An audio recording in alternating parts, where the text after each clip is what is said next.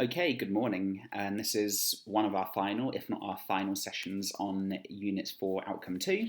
And it is probably the most relevant lesson we've ever done because we're looking at epidemics and pandemics, okay? And there's not really a huge amount to say about these. You've just got to be able to really recognise what an epidemic is and a pandemic is and look at some preventions and treatments for when an epidemic or pandemic arises, okay? So, an epidemic is an outbreak of an infectious disease in one location and is usually quite short-lived.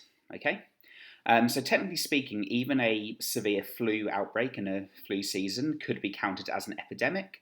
It meets that criteria. A pandemic is when an epidemic spreads to multiple global locations, and obviously a pandemic tends to be a lot longer lasting. Right now, we are in the midst of a global pandemic of COVID-19. As we're all aware, especially living in Melbourne at the moment, we're incredibly aware of that.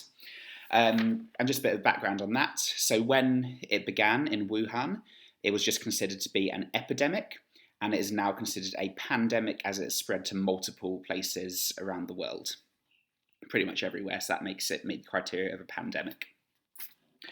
The other recent pandemics would include the Ebola outbreak, which affected multiple places in Africa and had a small number of cases in the US and parts of Europe as well, mostly through aid workers getting infected. So that was counted as a pandemic, but obviously not quite as severe.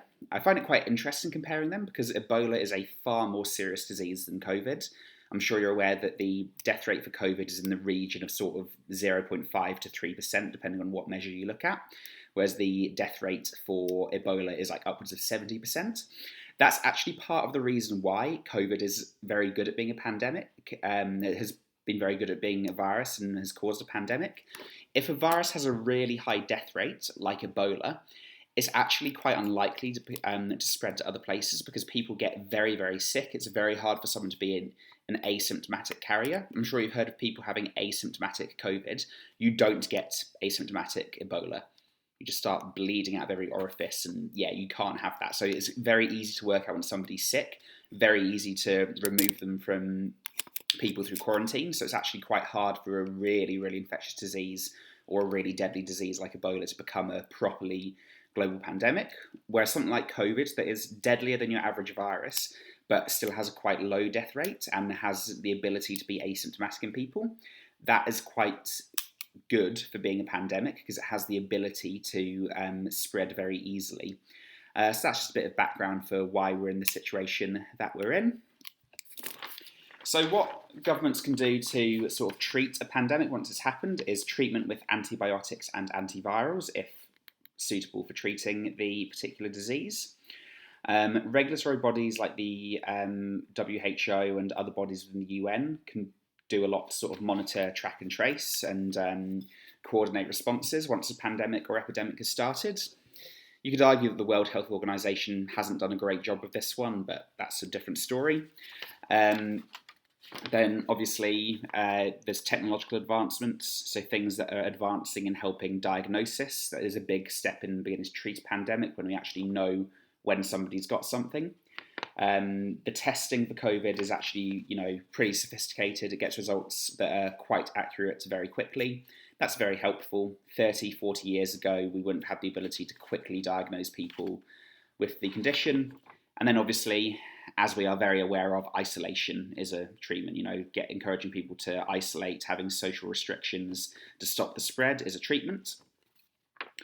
Preventions are even better. So vaccination, if it's a disease that there is a vaccine against, is the major treatment for a pandemic. If the majority of the population are vaccinated, it's just very hard for a pandemic to happen. Obviously, COVID, there was no vaccine for the disease before it began outbreaking. So yeah. Education is really important, so encouraging people to spot the signs of a disease and to, seek treatment when they need it. And then quarantining new arrivals is a big way of preventing pandemics from happening as well. So yeah, that's pretty much everything you need to know about that. Like I say, there's not a huge amount of information.